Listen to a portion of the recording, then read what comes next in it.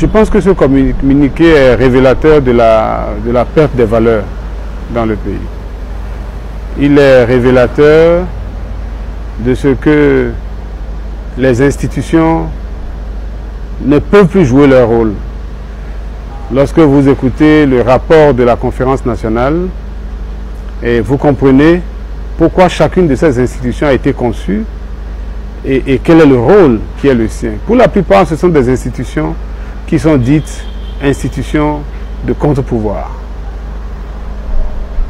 Et ce qui se passe là met en lumière, met en évidence la caporalisation de ces institutions, leur confiscation par l'exécutif, le contrôle total que l'exécutif a à la fois sur les institutions et les hommes qui les animent, notamment leur président. J'ai lu à travers ce communiqué la résignation d'hommes qui ne sont pas libres, qui n'ont pas pu dire le fond d'eux-mêmes, le tréfonds d'eux-mêmes.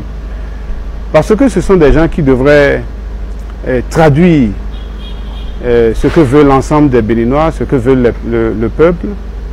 Le peuple a fait, à travers différentes consultations, un choix clair pour la paix, un choix clair pour des élections transparentes et crédibles, un choix clair pour des élections inclusives.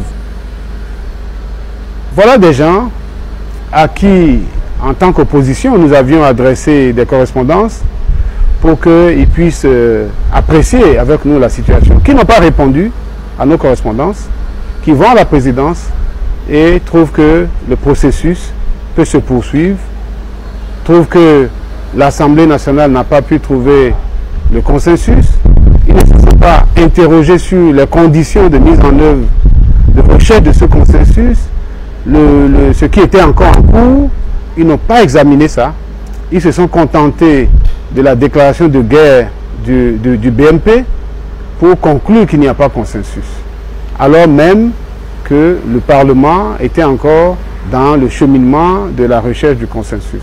Maintenant, ce qu'il faut retenir, c'est que les Béninois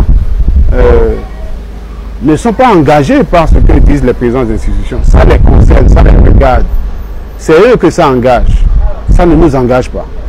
Et donc, qu'il soit dit et entendu, ils retiennent que les élections auront lieu avec les partis d'opposition ou n'auront pas lieu.